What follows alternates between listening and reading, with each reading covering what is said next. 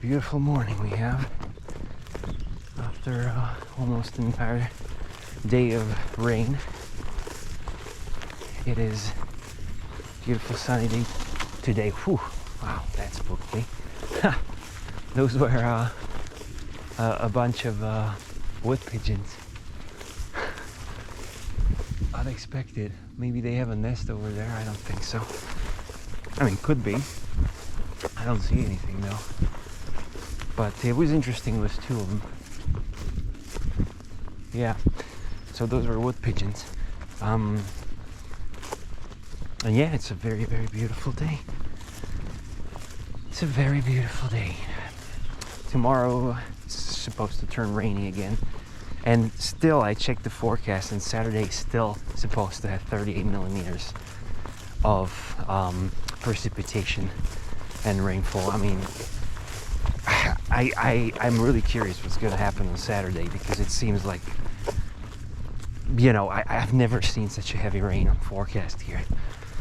Not that I recall, anyway. So that's going to be massive rain if it's really going to hold the prediction. It's really going to hold for Saturday, then wow. And it's a bummer because we wanted to go out. Me and my girlfriend, we wanted to go out detecting somewhere. So with this rain, that's and it's supposed to last the whole day, you know. Well, who knows? Maybe it's going to rain just part of the day, and we'll manage to go in the afternoon. But I definitely plan on going on Sunday, I think, depending on the weather. But I think Sunday was looking pretty fine. And after 38 millimeters of rain, I don't believe there's going to be a rainy Sunday. I think it's going to, you know, the clouds, so to speak, will deplete itself for at least a week, I think, with 38 millimeters.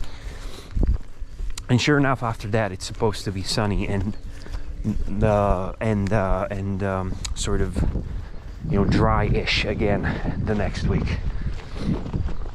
Yeah, but wow, I don't recall that many rains in a spring before. You know, it's been raining really, really heavily. It's funny, you know, because I remember talking about how dry everything is in the previous videos a couple of weeks back, and now it's the exact opposite. It's like, as I was saying, man, like one extreme to another, and it truly is. Like, it was so dry for so long, it was super warm, and now we have rains every single day, and not just like a little bit of a rain, it's like heavy downpour, you know. So really, it's an extreme to an extreme. And I mean, 38 millimeters, talk about extremes. I mean, Jesus Christ, you know. I think there might be even like warnings of like, I haven't checked, but 38 millimeters almost seems like there could be a flood somewhere, you know, in areas which are prone to floods. So yeah, whew. Crazy. But this is beautiful. Yeah, this is a very beautiful morning, really. Not sure if it's gonna hold today. It's usually beautiful in the morning, and then it kind of gets, you know, and then it can even rain throughout the day. But the mornings are very often like very sort of sunny and, you know, sunshine and daisies kind of. Very, very often, yeah.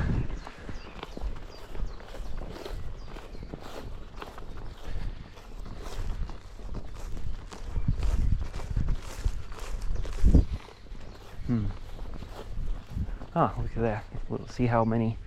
I see those piles of wood there. They're also doing some sort of probably doing it now. I mean, I don't recall these piles being that huge. The piles of the timber. So they're probably doing it now as well, you know, in spring. I mean, you know. Yeah. I mean, it's like I've heard a couple of, you know, like my mom is trying to move out, and she's searching for a plot of land where she could build her house, and and or buy a house, you know, like, I mean, that's probably preferable, but it's harder because he's got a lot of specific requirements and ideas about how it should be and how it should not be, and yada yada. So she found this quite, like, in my opinion, amazing plot of land that has about 3,000 meters square of forest, and it's like on the back side of the plot of land is forest. So you would essentially buy a piece of meadow where you could build your house, and you would have a piece of forest in your back, which would be yours too. And you know, like, she's been concerned, like, you know, it would like the people told her, like, that's what I'm gonna say. People told her, because that's how it was. People told her that it's very difficult and time consuming and, you know, like, just difficult to maintain a forest, you know, and to take care of it and all that, you know. And you can imagine how to someone how that sounds like to someone like me, you know. I mean, you can probably imagine, right, with my sort of opinions on these things, you know, you can imagine how my eyes were rolling, you know, like, oh yeah, oh my god, come on. You know. And hell, I'm not saying there is not a legislation for you to take care of the forest, but I think it really comes down to, are you gonna do it, you know? Because I can say for sure there is a legislation that does not allow you to do that kind of work in spring. I am pretty freaking certain there is a legislation for that, because you are in the middle of nesting season. Not only that, there are roe deers, there are boars having offsprings. They're like, all the animals essentially are going in through their most important period of their life. And you come in with a harvester and start cutting down trees. I mean, you know, you don't have to be a rocket scientist to know, okay, that's probably not cool. So I'm certain there is a legislation for that. And did they follow it? You know, and they're like in plain sight, opposite to the main road. And they're just doing it because they don't even know, I think, you know, that it's not that you don't supposed to do that. Same thing clearly over there. And that to me is much more severe,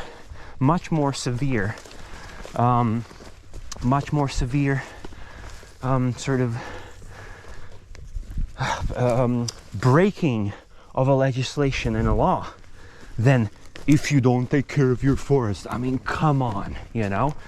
We all know, okay, not we all know, that's let's not say we all know, because we don't, but if you've been in touch with forests and forest environment, I think you've definitely you've come to a point when you see that letting a forest be a forest is much healthier and better option for nature, right? Okay, it's not,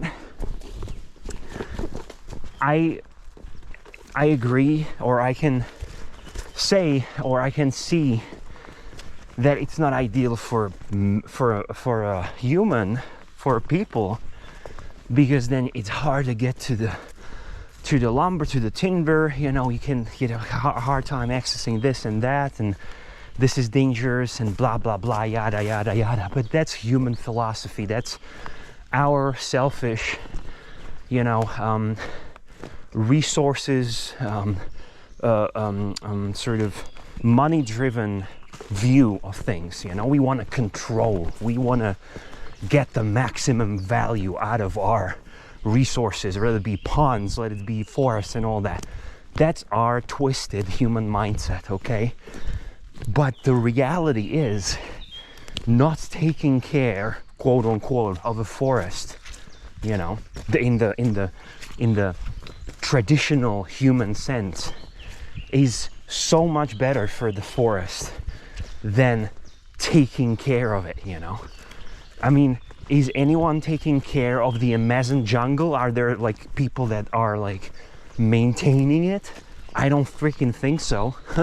You know, why would they? I mean, why would they? Like, if a healthy forest is a self-maintained, self-sufficient, self-governed entity, if it's a healthy forest, if it's not, then what happens is that gradually it will become that, you know, because it will sort of reset itself into being a healthy forest.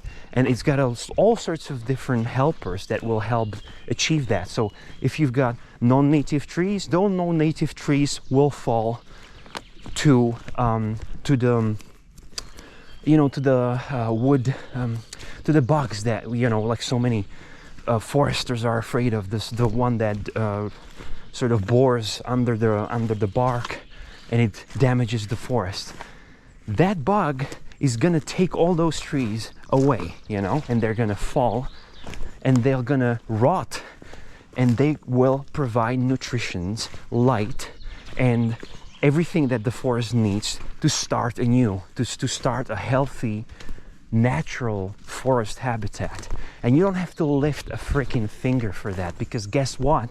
We haven't been here since the dawn of age, you know. We haven't been here since the Big Bang, you know, like we have been here doing our thing last couple of centuries, you know, last couple of, like, okay, 2,000 years at most, you know, not even that. Like, I mean, 2,000 years back, we weren't, you know, heavily managing anything that much, really, you know, but that's how long we have been here, you know, doing our thing, doing our human thing. And how long has forests been around, you know? How long? Did it need our help? No, it did not, you know?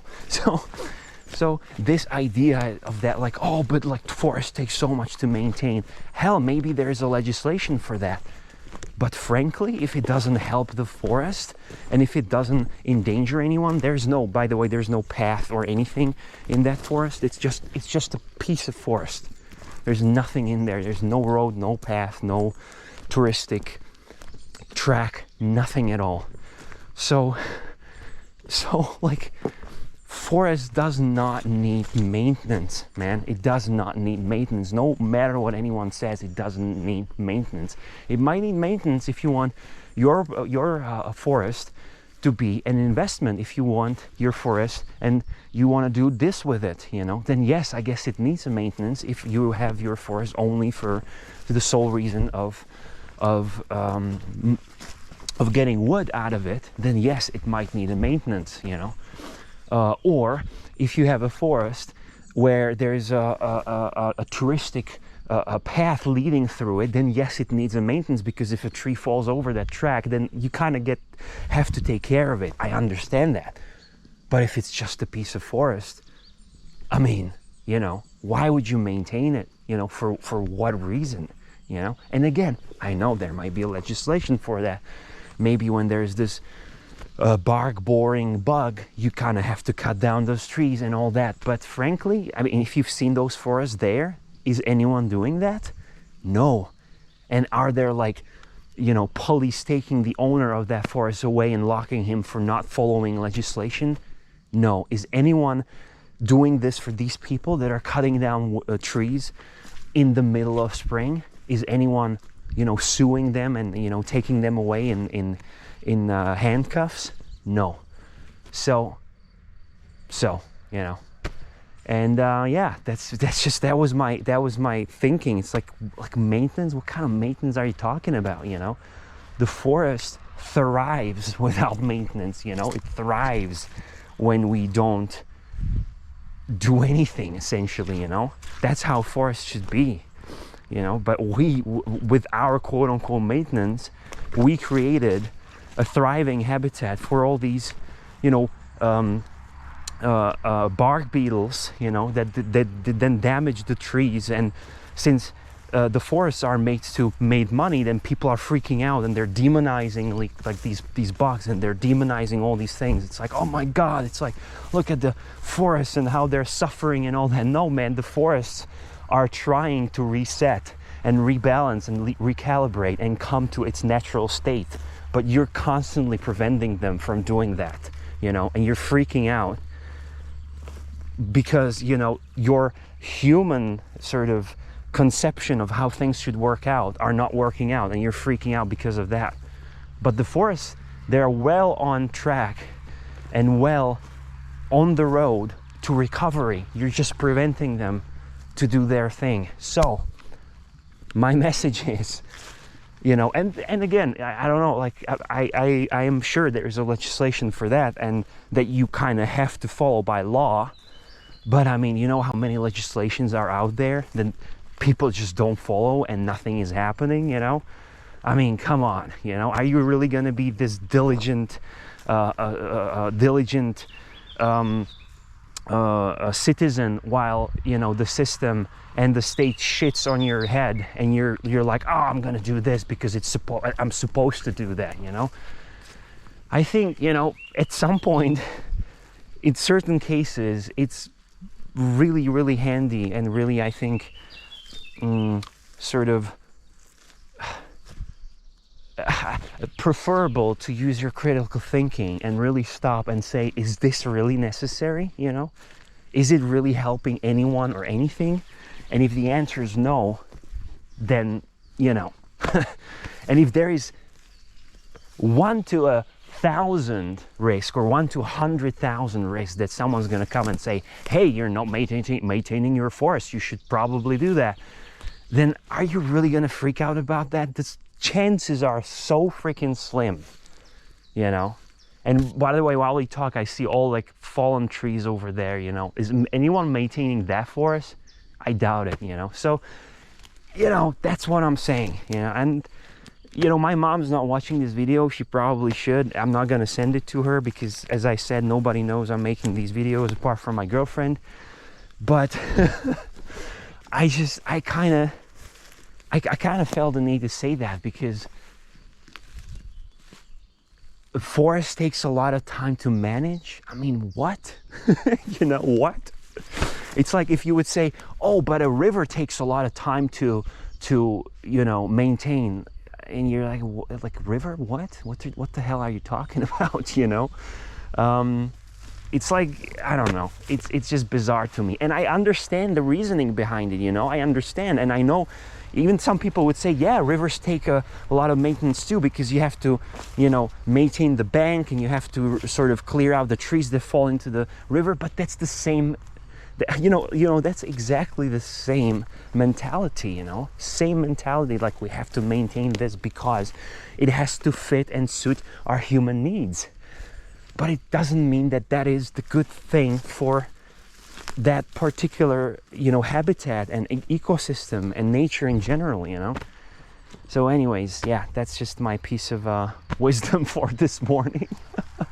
And hey, if you don't agree, I'm going to be glad to hear some other, you know, opposite thoughts and opinions. Like, feel free to write that down in the comments if you want to. I'm always open, you know. I'm always open to learn and learn from my false views or mistakes. And, you know, this is something I am how to put it, this is an opinion that I believe in, you know, something I believe is, you know, like in true, I mean, you know, what is truth, right? I mean, we can sort of get all philosophical about that, but that to me is the truth, you know, and that to me makes sense. But hey, if you don't agree and you think otherwise, feel free to let me know in the comments. But anyways, I think these are one of the things that we should just really sort of relax in and let go, because, like, I mean, come on, you know, forest needs to be managed, like, really, you know? No, it does not. The reality is that it does not. In our human reality, it might need to if you're, you know, if you want your forest to be a store of value, then yeah, it might need the maintenance. Or if there is a path leading through it, I mean, that's understandable, you know, because the trees cannot be dangerous to the people passing through and you have to clear the road and all that. Yes, yes, that makes sense. That makes total sense. But if it's a piece of forest in the middle of nowhere, what kind of maintenance are we talking about, you know? So yeah, anyways, I'm gonna wrap it up. I think the foresters are coming. So that's our cue. And yeah, they're definitely coming. And yeah, see you tomorrow.